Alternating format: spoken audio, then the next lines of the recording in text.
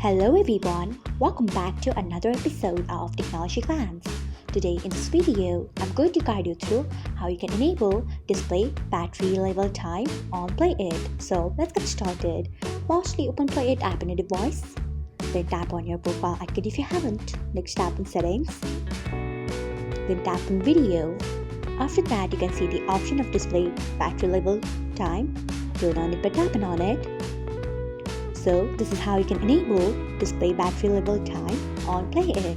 Thanks for watching. If you found this guide helpful, we would love it if you hit the thumbs up button below.